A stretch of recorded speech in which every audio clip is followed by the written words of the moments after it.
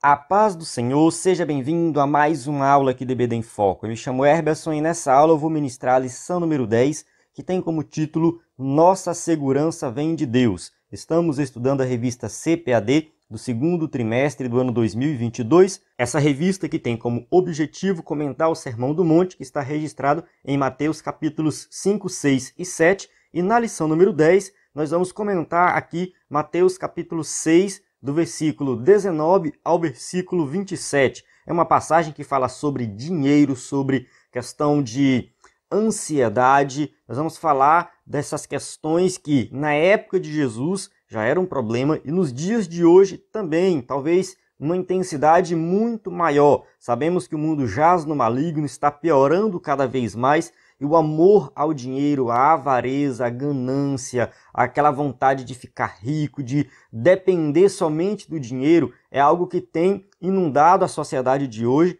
O coração das pessoas tem se voltado para a riqueza. Quase todos os problemas, quase todos os crimes que nós observamos nos dias de hoje têm alguma coisa relacionada ao dinheiro. As pessoas se voltaram para o dinheiro e transformaram o dinheiro em um Deus, buscando segurança no dinheiro, buscando segurança nos bens materiais, em ter posses, acumular para si posses, e isso tem gerado ansiedade, tem gerado muitos problemas sérios na sociedade, e a lição número 10 fala aqui desse tema, que se nós estudarmos esse tema com dedicação, com humildade diante de Deus, com um coração aberto, com a mente aberta, eu tenho certeza que Deus vai falar em nossos corações. Falou no meu coração enquanto eu estava estudando essa lição, agora na ministração eu tenho certeza que vai falar ainda mais no meu coração e também vai falar no seu coração, para que você, eu, todos nós possamos entender como que devemos lidar com o dinheiro, com as riquezas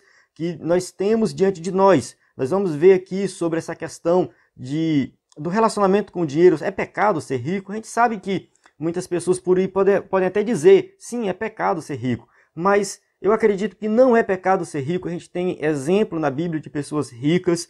Não é pecado você ter bens, ter posses, você usar essas posses ao seu benefício, só que a gente tem que saber fazer isso. A gente tem que fazer isso da maneira correta. E Jesus ensina aqui nessa passagem de Mateus, capítulo 6, versículo 19 ao 27. Então, vamos estudar essa lição aqui, assim como eu falei no começo, com dedicação, com humildade, coração aberto, para que nós possamos compreender que tudo está na mão de Deus, tudo depende de Deus e nós temos que confiar nele. Então vamos começar aqui. Antes de entrar no conteúdo da aula, só lembrando que no ebdenfoco.com você encontra o conteúdo completo das lições de adultos e jovens da revista CPAD.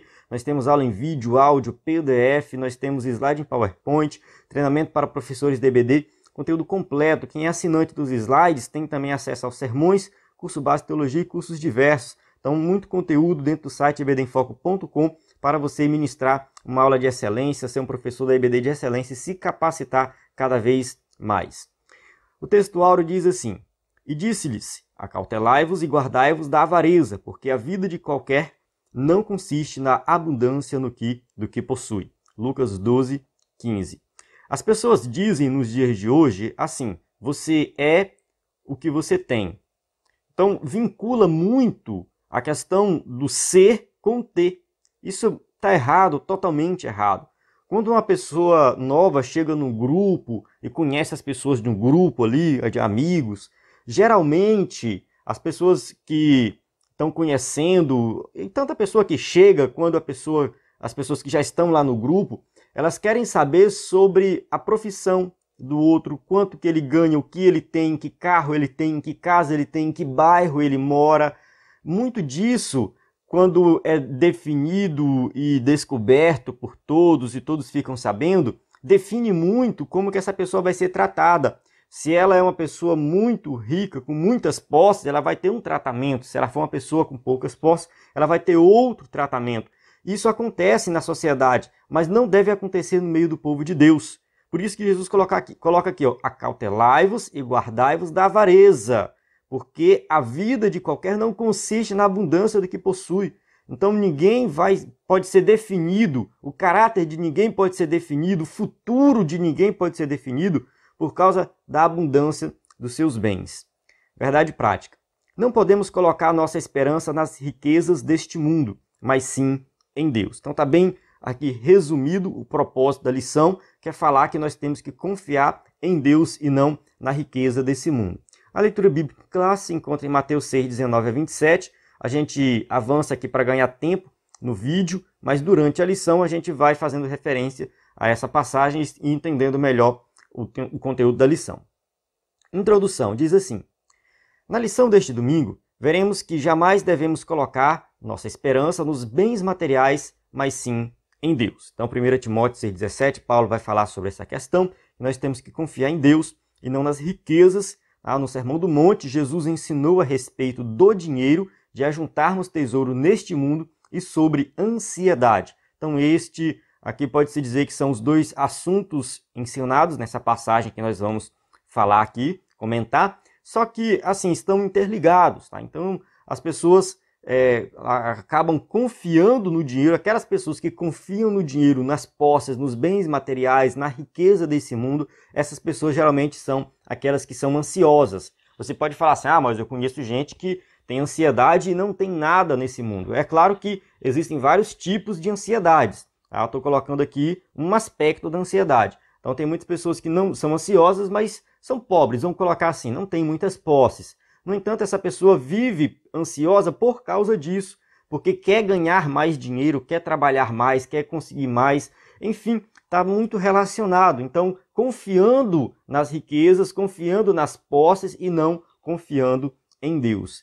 Tal ensinamento não significa que não podemos ter bens materiais, mas mostra que devemos ter cuidado com a avareza, pois o amor do dinheiro é a raiz de todos os males. 1 Timóteo 6,10. Então a gente tem aqui algo que é muito importante pontuar. Não é pecado você ter bens materiais, não é pecado você ter alguma posse. Você tem direito sim de ter uma casa, de ter uma cama para dormir, de ter um meio de transporte, de viajar. Isso faz parte do cotidiano da vida, Deus quer isso para nós. Então isso é algo bom, é louvável, é maravilhoso. Mas você tem que ter cuidado com esse acúmulo de bens, como se isso fosse definir quem é você, querer ter mais e mais e mais e mais e mais bens, tá? A avareza, você ficar preso com os bens materiais e confiando nos bens materiais e amando o dinheiro. Porque a Bíblia não está dizendo que o dinheiro é a raiz de todos os males, mas o amor ao dinheiro, isso sim é problemático. Precisamos ser vigilantes, pois o apego aos bens terrenos nos escraviza, tornando-nos dependentes das coisas materiais e não mais do Senhor, que provê as nossas necessidades. Então, quando a pessoa se apega aos bens materiais, ela fica escravo disso, escravo da riqueza, e depende somente da riqueza, esquece de Deus, porque é Deus que supre as nossas necessidades. Tópico 1. Riqueza do céu e riqueza da terra. 1.1. Uma conciliação impossível.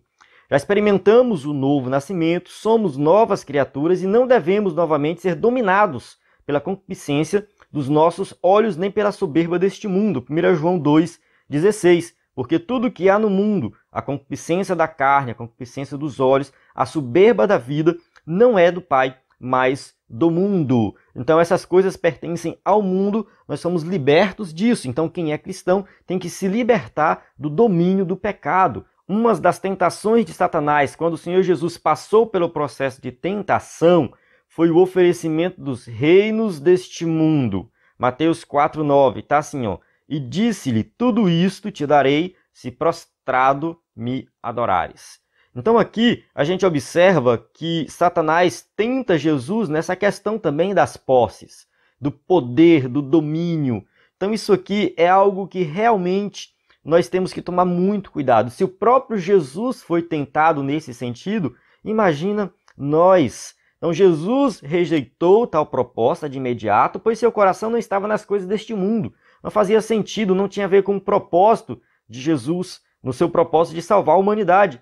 Ele sabia a quem devia adoração verdadeira. Então a adoração não é a riqueza, não é a Satanás, mas é somente a Deus. O crente precisa estar consciente de que não é possível agradar a Deus e aos homens servir a Deus e a Mamon. A palavra hebraica aqui que designa dinheiro e cobiça. Na verdade, Jesus, quando fala de Mamon, os estudiosos estão meio que de acordo que não existia um Deus naquela época, uma entidade adorada que tinha esse nome de Mamon. Isso aqui no ensino de Jesus, ele personifica essa questão do amor à riqueza, o amor ao dinheiro, né, de Mamon. É uma personificação que Jesus usa. Então, ou você serve a Deus, ou você serve às riquezas, você serve ao dinheiro. Então, você tem que escolher qual Senhor você vai servir. Se nossos corações não estiverem purificados pelo sangue do Cordeiro, andaremos em direção oposta a Deus e passaremos a servir ao dinheiro. Então não existe meio termo quando a gente fala desse tema. Não tem como eu ficar assim, ah não, porque eu amo a Deus, mas também eu amo a riqueza, e eu consigo fazer os dois ao mesmo tempo. Não tem como. De acordo com a palavra de Jesus, há somente dois sentimentos em relação a Deus: amor e ódio. Se não amamos a Deus, odiamos Ele. É assim, ou eu amo ou eu odeio a Deus. Não há meio termo. Deus é Deus de tal maneira, e justamente nisso Ele é Deus, que pode ser somente amado ou odiado. Então, por mais que a pessoa fale assim, ah, eu amo a Deus, Deus é tudo para mim, coloca no perfil do WhatsApp, coloca nas redes sociais que ama a Deus, mas o que vai definir de fato se essa pessoa ama a Deus é o seu comportamento, a sua atitude diante de Deus e diante das pessoas. Então, né, a gente está vendo por aí muitas pessoas que dizem que amam a Deus, na verdade elas não fazem isso. Elas amam as suas riquezas, as suas posses, os bens materiais. 1.2. Tesouros da terra e tesouros do céu. Jesus não aprovou a posição dos escribas e fariseus em relação ao dinheiro. Eles davam muita ênfase aos bens materiais e viam as riquezas como uma amostra da aprovação divina. Essa frase aqui do escritor da revista, que eu coloquei aqui o conteúdo da revista, é algo que eu tenho visto há muito tempo, mas eu não consegui ainda encontrar algum livro que trouxesse uma explicação mais detalhada disso.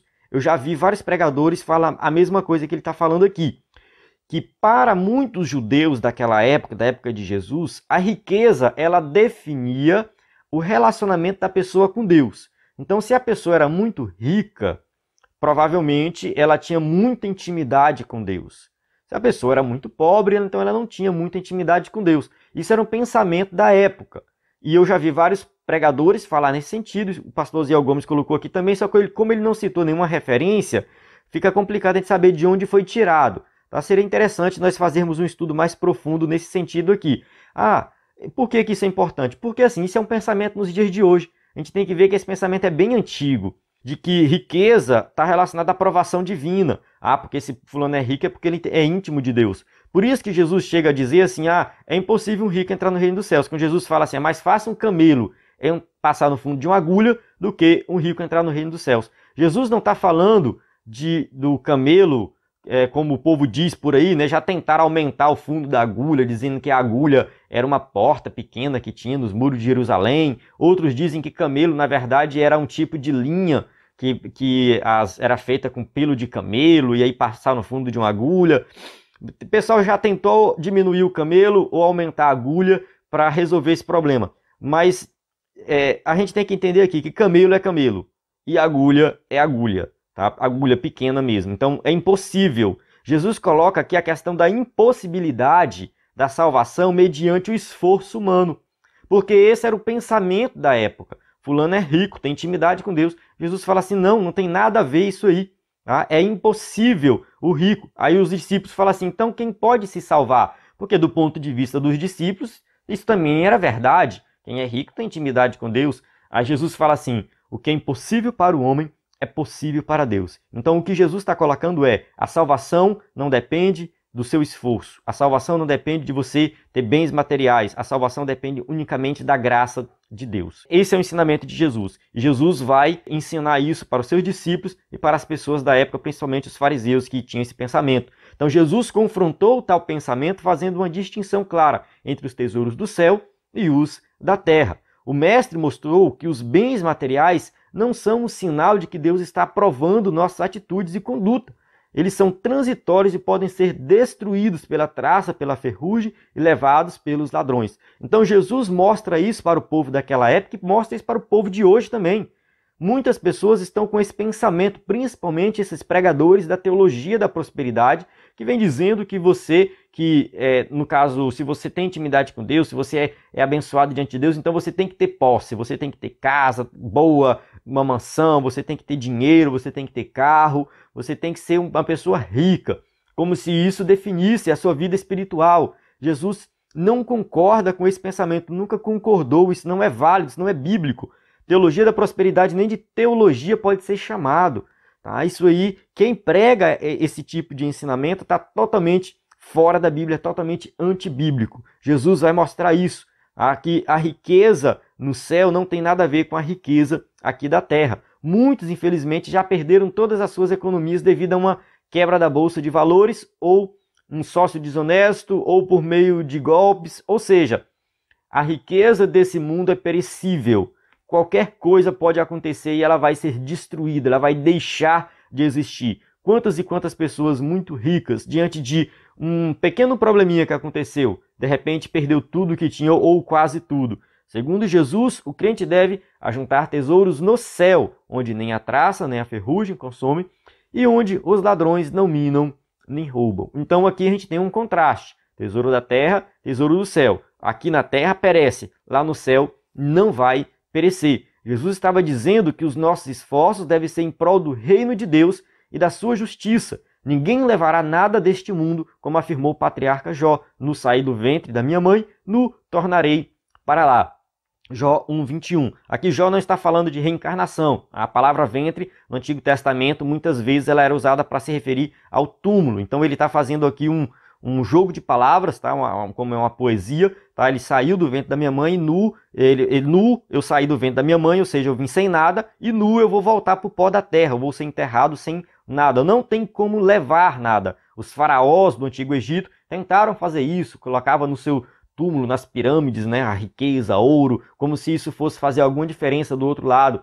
Né? Não faz diferença. Ninguém leva nada. Tá? Nenhuma riqueza será levada para a vida após a morte. Então, você volta sem nada. Então, que riqueza você vai encontrar do outro lado? São as riquezas celestiais. Então, aqui, a gente vai entrar mais no outro assunto aqui do próximo tópico, né? O que o cristão precisa saber sobre os bens materiais. A gente vai entrar aqui. Mas, olhando ainda para esse tópico, falando dessa questão das riquezas espirituais, isso aqui é a nossa vida cristã íntegra diante de Deus, seguindo o Sermão do Monte, amando o próximo, ajudando os necessitados, fazendo o contrário do que o mundo faz. O mundo junta riqueza para si, para que ali ser dominado pela riqueza e ter mais riqueza. O cristão é diferente, o pensamento dele é diferente. Eu vou juntar riqueza, tá? Eu vou ser rico, mas eu vou usar essa riqueza para abençoar outras pessoas. Eu vou gerar emprego, eu vou ajudar a obra missionária. A riqueza não é para si. A riqueza é para que muitas pessoas sejam abençoadas. A gente vê por aí no mundo pessoas que têm 50 relógios de marca, tem 5 carros, 6 carros, um carro para cada dia da semana.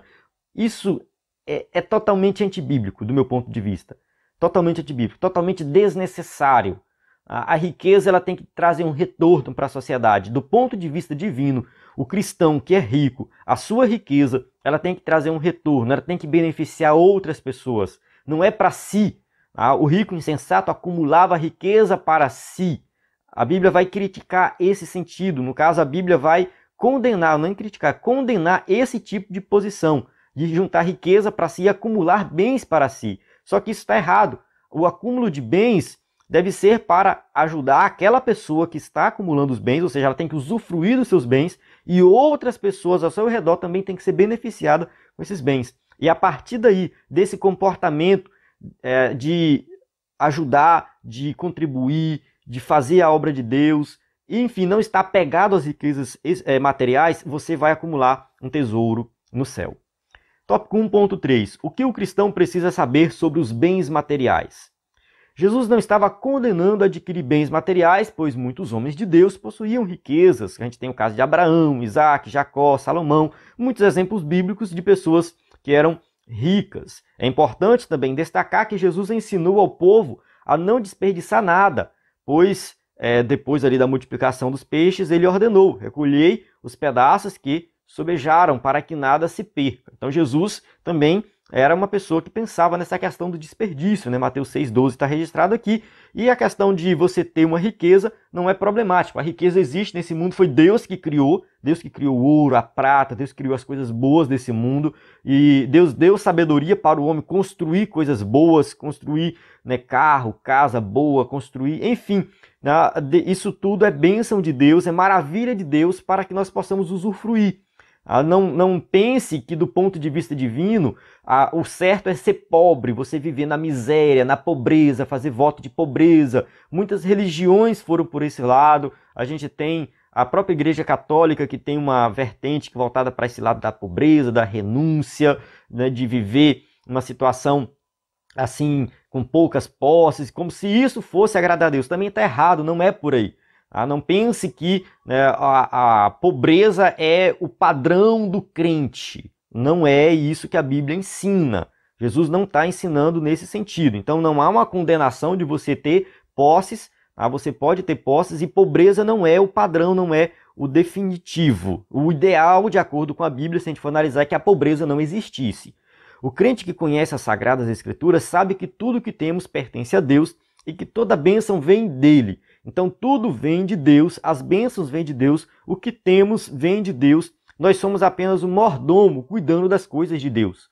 Como criou todas as coisas, ele é o proprietário e possuidor de tudo, e o homem não é dono de nada. Então a gente tem que entender isso, Deus é dono de tudo e nós não somos donos de nada. Nós somos mordomos que cuidamos das coisas de Deus. Em relação aos bens materiais, o cristão não pode ser avarento ou acumulador egoísta. Esse é o problema. Você ser avarento e acumular bens como se isso fosse o padrão.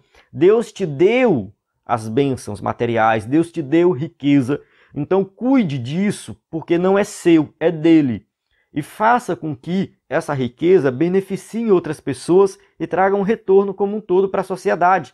Precisamos ser como os crentes do primeiro século, cujo coração e alma eram um e todas as coisas lhes eram comuns. Aqui, é claro, o escritor da revista vai citar Atos 4:32, que a gente tem que ter dentro do contexto. Tá? E era um coração e a alma da multidão os que criam, e ninguém dizia que coisa alguma do que possuía era sua própria, mas todas as coisas lhe eram comuns. A gente também não pode levar para um extremo e dizer que hoje o cristão tem que fazer exatamente o que está aqui em Atos 4:32, compartilhar todos os bens e todo mundo viver no comum, até mesmo porque tem pessoas, só abrindo parênteses aqui, tem pessoas que usam essa passagem para falar da questão do comunismo, do socialismo, mas não tem nada a ver, tá? A doutrina, no caso, a ideologia socialista nos dias de hoje, de Karl Marx e tudo mais, elas defendem a questão da coletivização dos bens de produção, daquilo que produz riqueza, das grandes fábricas, grandes indústrias, dos bancos. Tá? Não é a coletivização da casa, dos seus pertences, tá? do seu sapato, do seu carro, da sua roupa, não é isso. E na igreja primitiva, eles estavam compartilhando coisas pessoais, tá? Eles estavam compartilhando bens pessoais mesmo. Era isso que acontecia na igreja primitiva, não os bens de produção. Então são duas coisas totalmente diferentes. Tá? Olha só, totalmente diferente. O que o socialismo, o comunismo ensina é a socialização dos bens de produção, daquilo que produz riqueza para que todos possam usufruir da riqueza produzida, não dos bens comuns que nós usamos. Isso está bem definido, tá? Tá bem definido. O que aconteceu na igreja primitiva? Perseguição. Jesus morreu, né, foi morto ali pelos romanos, com a contribuição dos judeus. Quem ficou, no caso, pregando o evangelho? Os apóstolos e todos aqueles que seguiram, que aceitaram Jesus logo no começo da igreja primitiva, vários outros seguidores de Jesus, enfim. Aquele povo ali que ficou reunido, que formou a igreja primitiva, eles estavam sob pressão, sendo perseguidos, tinham que fugir a qualquer momento. Então não fazia sentido ter ali posse, né, individual. Não, isso aqui é meu e eu não compartilho com ninguém. Não fazia sentido. Era guerra, era perseguição, é fugir a qualquer momento. Então a gente tem que se unir. Por isso que eles tinham ali tudo em comum e ninguém possuía nada, porque não fazia sentido. Olha para a Ucrânia hoje na guerra. Será que faz sentido lá na Ucrânia o cara ter 2, 3 carros? A bomba tá caindo, tá matando todo mundo. Ele não faz sentido. Ele pega um carro, dá para um vizinho e fala, não, foge com o meu carro, eu vou fugir com o outro aqui. Ele não quer nem saber se aquele carro vai ser devolvido. Eles querem fugir da guerra. Eles estão numa situação que não faz mais sentido ter posse. Não tem lógica mais eu ficar querendo, isso aqui é meu, isso aqui, porque a bomba vai destruir a qualquer momento. Então essa era a situação da igreja primitiva. Agora a lição que a gente tira aqui é essa lição de comunidade, de ajudar o próximo, de não se preocupar, não se apegar aos bens materiais. Ananias e Safira se apegaram aos bens materiais e pagaram o preço muito alto por isso. Então a lição que nós tiramos é essa aqui, né? O desapego. Eles não se apegaram, mas abriram mão das suas posses para viver aquele momento de comunidade logo no início da igreja. Vamos para o tópico 2. A idolatria ao dinheiro. 2.1. O coração no lugar certo. Nossos corações não podem estar apegados às coisas deste mundo. Nossa esperança e confiança deve estar em Jesus. Em breve Cristo voltará para arrebatar sua igreja e não levaremos nada deste mundo, porém as nossas obras serão provadas pelo fogo, como está escrito em 1 Coríntios 3,15. Se a obra de alguém se queimar, sofrerá detrimento, mas o tal será salvo, todavia, como pelo fogo. Então não faz muito sentido nós deixarmos o nosso coração, a nossa mente, apegada às coisas materiais, à riqueza, porque nós não vamos levar. Que diferença vai fazer daqui 1 bilhão de anos se você é rico ou se é pobre? Que diferença vai fazer daqui 1 bilhão de anos se você teve milhões de reais? Não faz sentido, não tem lógica. A eternidade é a eternidade, é muito tempo, não faz nem sentido falar de tempo para a eternidade, comparado com essa vida ínfima que nós temos aqui, que vivemos aí poucos anos. Tem gente que abre mão da eternidade por causa de poucos anos aqui na Terra, totalmente sem lógica e sem sentido, não tem sentido isso. Temos que olhar para a eternidade, como que vai ser a nossa vida quando Jesus voltar, como serão as nossas obras. Temos de prestar contas como um mordomo de tudo que fizemos com nossos bens e talentos, segundo a parábola do mordomo infiel. Então nós temos que prestar conta de tudo. Vamos apresentar diante de Deus ali tudo aquilo que Ele entregou nas nossas mãos. Olha, eu entreguei para você isso, isso e aquilo. Como que você cuidou disso? Como foi o seu comportamento? Segundo a Bíblia de Estudo Pentecostal, a injustiça, a cobiça e o poder estão comumente envolvidos na acumulação e emprego das riquezas deste mundo. Então são coisas que estão relacionadas. A partir do momento que a pessoa começa a querer acumular riqueza, aí começa a surgir injustiças, cobiça, avareza e tudo mais. Tópico 2.2. Idolatrando a Mamon. Cristo nos chama para uma tomada de decisão, a juntar tesouros na terra ou nos céus, servir a Deus ou a Mamon. Temos que tomar essa decisão. Lembre-se de que a dedicação a um deste vai gerar a exclusão do outro. Então não tem como eu harmonizar o amor ao dinheiro, o apego às coisas materiais com a minha adoração a Deus. Nosso coração não pode estar dividido entre o que é terreno e o que é espiritual. Deus deseja lealdade ao seu povo. Aqui a gente só precisa pontuar algumas coisas, assim, porque essa questão da dualidade do material com o espiritual muitas vezes pode ser problemático. A gente tem que ter um pouco de cuidado com isso. Entender o seguinte, que na vida do cristão tudo é espiritual. O cristão ele trabalha, ele junta dinheiro, ele viaja, ele tem que entender que isso também faz parte da vida espiritual, desde que ele faça da forma correta. Então a gente tem que viver uma vida espiritual como um todo. Colocar assim, a integridade da vida espiritual envolve todos os aspectos da nossa vida. Agora, quando a gente coloca o nosso coração nas coisas terrenas e esquecemos das coisas de Deus, aí sim se torna algo problemático. Aí começa a entrar a idolatria. No momento em que o crente escolhe o dinheiro, o conforto, os bens que Mamon pode oferecer, certamente a sua espiritualidade e comunhão com o Senhor estarão comprometidas. Olha só o que acontece. Quando a pessoa começa a colocar o seu coração no dinheiro, no conforto, esquece de ler a Bíblia, esquece de orar, esquece de ir para a igreja, porque tem que trabalhar, tem bens para juntar, tem isso, tem aquilo. Essa pessoa esqueceu completamente de Deus e já não tem mais pacto com Deus. Por quê? Porque ama o dinheiro. Não tem como servir a dois senhores. Quem conhece a Deus de modo pessoal jamais fará a escolha errada, pois sabe que ele abomina a idolatria. Êxodo 23, não terás outros deuses diante de mim. Idolatria é tudo que ocupa o lugar de Deus em nossos corações. Então, a partir do momento que você coloca a riqueza, no caso, como aquilo que vai te dar segurança, né? Ah, não, eu acumulei riqueza, então tá tudo tranquilo, tá seguro, eu tenho saúde de qualidade, eu tenho educação de qualidade, eu tenho um carro bom, eu tenho uma casa. Você começa a confiar na riqueza para viver bem. Você colocou o quê? Mamon. O Deus Mamon em primeiro lugar. Esqueceu do Deus Todo-Poderoso. 2.3. A riqueza condenada por Cristo. Na parábola do rico insensato, Jesus aponta 3 erros cometidos pelo homem. Então vamos lá, quais são os erros desse rico insensato? O primeiro está no fato de que ele achava que tudo que sua alma precisava era de bens materiais. Então, o rico insensato na parábola de Jesus, ele colocou assim no coração dele que ele não precisava de mais nada, só precisava de bens materiais. Em segundo lugar, entendia que a essência da vida consistia nos bens materiais. Então ele reduziu a vida à questão dos bens materiais.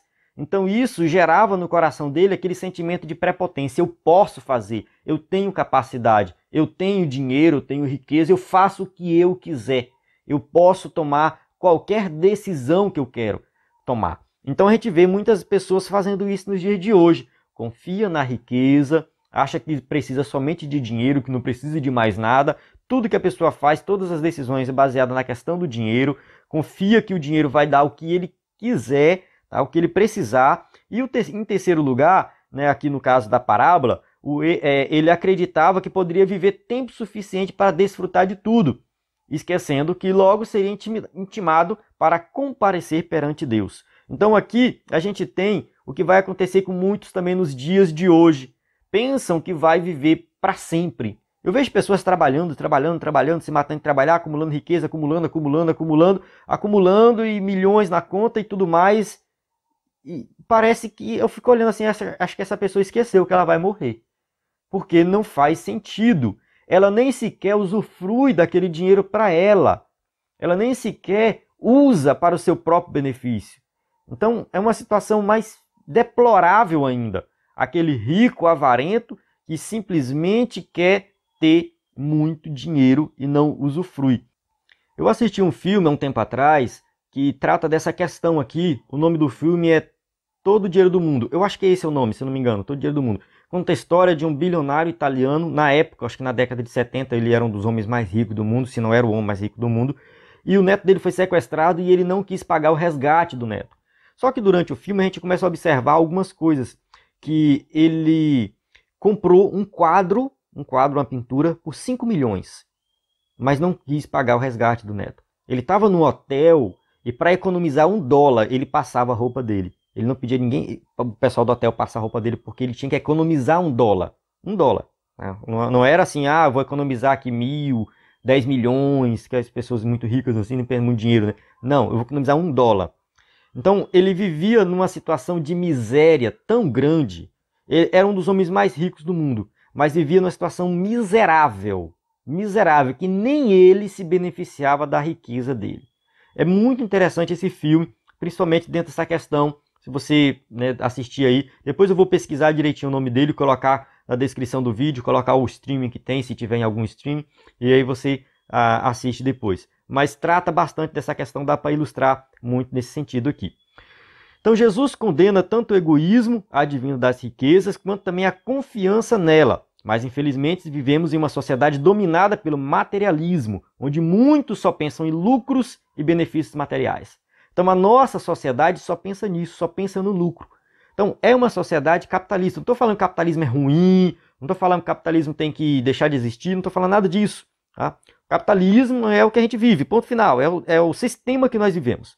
Tá? É o sistema que nós vivemos. Só que esse sistema, se você for seguir ele como o mundo ensina, você vai entrar numa situação pecaminosa. Porque só pensa no lucro. Então, de acordo com a visão do mundo capitalista, tem problema você ter 10 casas? Não tem. Tem problema você ter 10 carros? Não tem. Você ter 50 pares de sapato? Não tem problema nenhum. Tá? Não tem problema você ajuntar riqueza, acumular riqueza infinitamente e não dar nada para ninguém. É meu, é minha propriedade e eu não dou nada para ninguém. Tem problema? Não tem. No mundo capitalista, o sistema capitalista, ele não vai dizer para você o que você vai fazer com o seu dinheiro. É a questão da liberdade. Você tem liberdade de fazer o que você quiser com o seu dinheiro. Se você quiser pegar R$1 milhão, levar em praça pública e botar fogo, você pode fazer isso. É seu dinheiro. Você faz o que você quiser. Só que quando a gente traz para o contexto aqui dos ensinos de Jesus, do Sermão do Monte principalmente, mas da Bíblia como um todo, vamos colocar assim, para a vida do cristão, a gente tem que tomar um pouquinho de cuidado e não seguir o sistema como o mundo ensina. Então, pessoas que só pensam em lucros, benefícios materiais e acúmulos estão pecando. Do meu ponto de vista, está pecando. Porque, tudo bem, viva o sistema, siga o sistema, mas dentro do contexto cristão. Use esse dinheiro para benefício próprio, para você se beneficiar, viver bem com sua família. Quantas famílias são destruídas por aí porque o homem ganha muito dinheiro e os filhos e a esposa não usufruem disso? Quantas famílias são divididas por causa dessa questão financeira?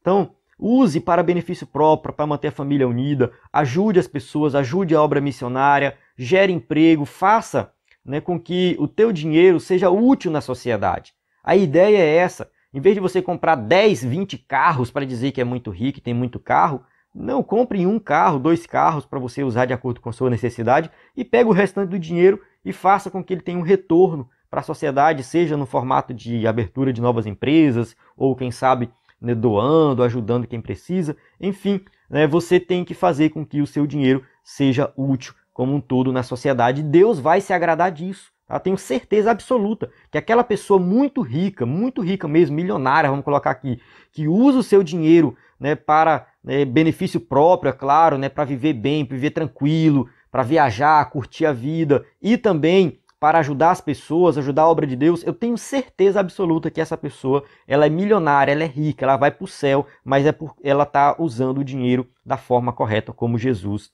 ensinou. Tópico 3. Vivendo a quietude espiritual em Deus. 3.1. Os males advindos das preocupações. Devemos estar sempre alerta, pois não é somente mamum que pode nos levar à queda, mas as preocupações demasiadas com o futuro e com as nossas subsistências podem comprometer nossa vida espiritual e nossa saúde mental. Aqui a gente vai falar de ansiedade, a questão da ansiedade. Existem vários tipos de ansiedades. Eu penso que Jesus está colocando aqui ansiedade muito relacionada à questão do dinheiro também, da confiança no dinheiro, porque é justamente essa tentativa de garantir o amanhã, juntando riqueza, não, vou garantir o dia de amanhã, está garantido. Isso torna o dia de hoje desassossegado. Então eu quero ficar sossegado no futuro, mas eu torno o dia de hoje desassossegado. E basta cada dia o seu mal, que Jesus ensina.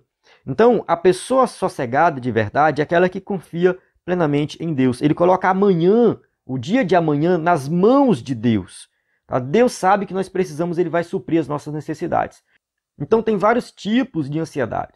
Vários tipos. Eu estava assistindo uma pregação do pastor Hernando Dias Lopes, ele dá um exemplo de um amigo dele que estava chorando porque a mãe dele ia morrer. Não, estou chorando porque minha mãe vai morrer. Ele falou assim, mas como assim? Ela está doente, está internada, está no hospital, como que é? Qual é o problema? O que a gente pode fazer? Não, é porque um dia ela vai morrer. Ela está normal, ela está bem, mas ela vai morrer um dia.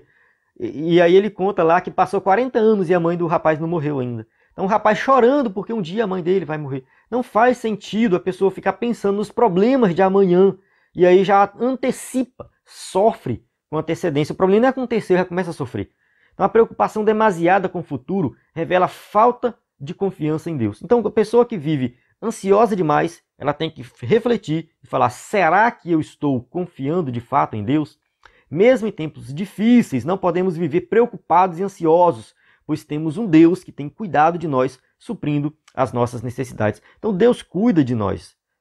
Coloque isso na sua cabeça, Deus cuida de você. Ele sabe o que você precisa, ele sabe todas as suas necessidades e você não precisa se preocupar. Ele já nos concedeu a salvação e proverá tudo o que precisamos. Então, além da salvação, nós teremos ainda muitas bênçãos. Não podemos viver como Marta, que poderia estar aos pés de Jesus, mas optou por andar distraída em muitos serviços. Lucas 10, 40 e 41. Marta, porém, andava distraída em muitos serviços. E aproximando-se disse: Senhor, não te importas que minha irmã me deixe servir só? Deixe-lhe, pois, que me ajude. E respondendo Jesus, disse-lhe: Marta, Marta, estás ansiosa e afadigada com muitas coisas. Então aqui a gente vê Marta preocupada, tem que servir, tem que fazer isso, tem que fazer um chá, tem que fazer não sei o quê. O melhor lugar para ela estar era aprendendo aos pés de Jesus. Mas ela não fez isso. Então ficou ansiosa, afadigada, trabalhando muitas coisas. Quando não temos equilíbrio, a preocupação e o serviço em excesso roubam a nossa comunhão com Deus. A gente vê muitas pessoas fazendo isso hoje, preocupadas em trabalhar e fazer isso e fazer aquilo, e esquece de Deus. Eu assisti um vídeo recentemente falando sobre a questão do Japão. É até bom você dar uma pesquisada sobre isso, falar dessa questão do trabalho em excesso, se você for abordar sobre isso na sua aula ou em outra aula. Dá uma pesquisada sobre o sistema de trabalho no Japão. Não que o sistema em si ele seja um sistema que força as pessoas a trabalharem muito, mas as pessoas de lá se dedicam demais. Lá tem casos de pessoas que morrem de tanto trabalhar. Isso mesmo, a pessoa morreu de trabalhar, nem sabia que isso existia. Mas lá tem um alto índice de morte nesse sentido. As pessoas fazem aí 36 horas seguidas de trabalho. Não consigo nem imaginar alguém trabalhando 36 horas seguidas. E isso é problemático nos dias de hoje. As pessoas trabalham demais e esquecem de Deus. Precisamos trabalhar e servir ao Senhor, mas jamais podemos nos esquecer de que a nossa tarefa mais importante é a nossa devoção e adoração a Ele. Então a gente tem que entender que o trabalho é importante, o trabalho é bênção de Deus, o trabalho não é maldição, o trabalho não é consequência do pecado, nada disso. O trabalho é bênção de Deus, Adão trabalhava, o trabalho sempre existiu, foi Deus que criou o trabalho. Eu acredito que na eternidade vai ter trabalho, nós não vamos passar a eternidade sem fazer nada, nós vamos continuar trabalhando na eternidade, eu acredito nisso. Então a gente tem que, sim, valorizar o trabalho, mas a gente tem que ter cuidado para que o trabalho não roube o nosso tempo na presença de Deus. Tópico 3.2. Vivendo sem inquietação. O materialismo afastou o homem de sua quietude, da simplicidade, do contato com a natureza, da qual poderia extrair grandes e preciosas lições para a vida. Então, uma vida simples, contato com a natureza, quietude, você tirar um tempo livre para se divertir, para conversar, para brincar com seus filhos, para sair com sua esposa, com seu esposo, enfim, você tem muita coisa boa para fazer e aproveitar o que Deus deixou para nós.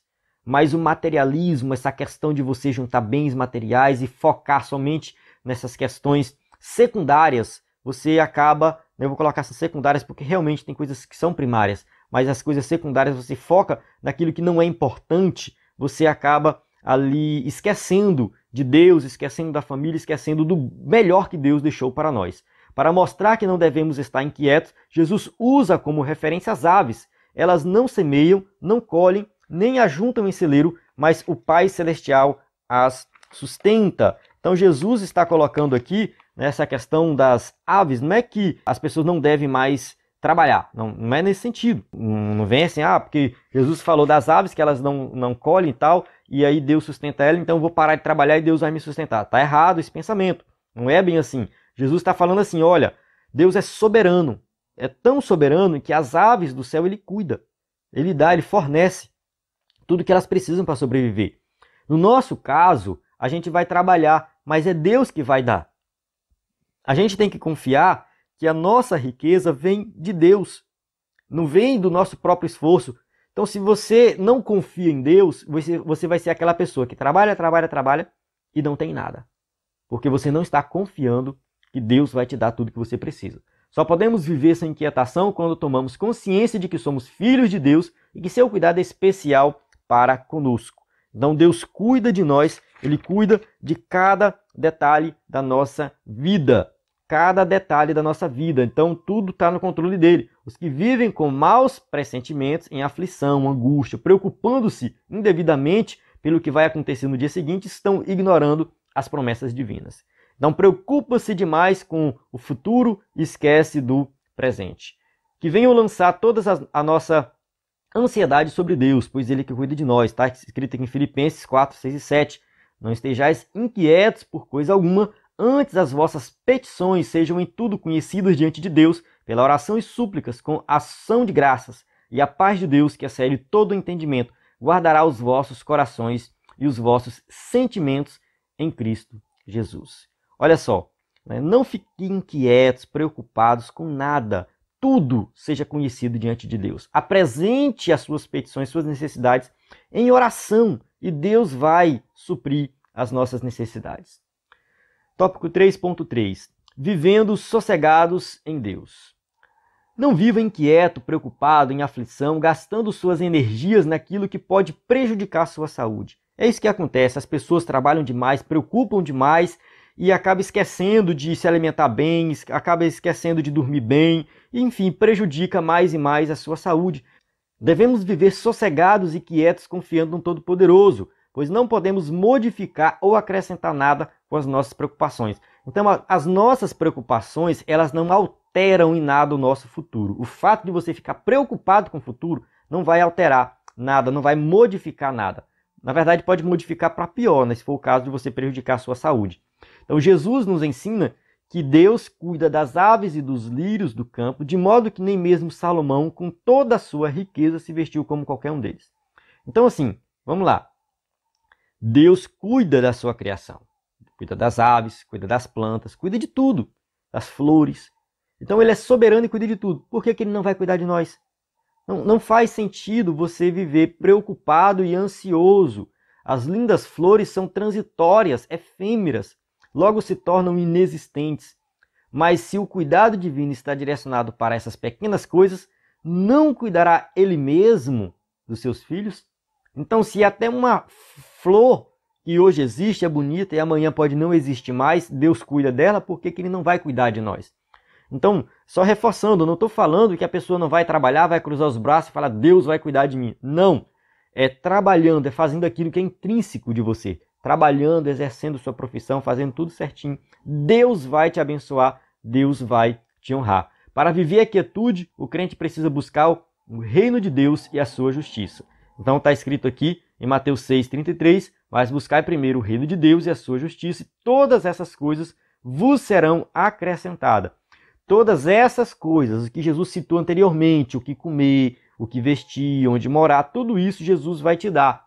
Tá? Você precisa disso porque você, né, é um ser humano que precisa viver aqui nessa terra, Deus que te colocou aqui. Então você vai ter aquilo que é direito, uma moradia é um direito, uma roupa é um direito, uma comida é um direito. E Deus vai suprir a sua necessidade se você, né, estiver na presença dele, priorizando o reino dele. Então buscando, em primeiro lugar, o reino de Deus. Neste tempo marcado pelo imediatismo e ansiedade, precisamos valorizar mais a quietude, a calma que vem de Deus. Nele encontramos descanso. Então, nós vivemos numa sociedade que tudo tem que ser para agora, de imediato, tem que acontecer. Calma, vamos refletir melhor, vamos fazer as coisas confiando em Deus. Deus vai suprir as nossas necessidades. Vivemos numa sociedade doente, pessoas ansiosas, preocupadas, tomando remédio, a depressão, tudo. O cristão não deveria estar passando por isso. É claro que todos nós estamos sujeitos a esses problemas. Porque o cristão não entra em depressão. Não existe isso, entra sim. Agora, nós temos ferramentas para evitar esse tipo de problemas. Nós temos o ensinamento de Jesus. Basta colocarmos isso em prática. É claro que cada caso é um caso, mas é melhor a gente prevenir. Né? É melhor prevenir do que remediar, né? Que o pessoal fala aí. Então, assim, você que é professor de EBD, pastor, procure estar mais próximo das suas ovelhas, né? Procure conversar, saber as necessidades. Quem sabe você pode ajudar nesse sentido e evitar futuramente um problema de ansiedade, um problema de depressão, né? Através do ensino da palavra de Deus. Chegamos na conclusão da nossa aula que diz assim: os filhos de Deus devem estar conscientes de que toda boa dádiva e todo dom perfeito vem do alto, descendo do Pai. Tiago 1,17. Somos abençoados pelo Senhor com os nossos bens, mas os nossos corações não estão nas riquezas deste mundo. Não amemos o dinheiro e usemos todos os nossos recursos para a expansão do reino de Deus. Então, a conclusão está bem aqui direto ao ponto mesmo. Confia em Deus, confia que Ele supre as suas necessidades.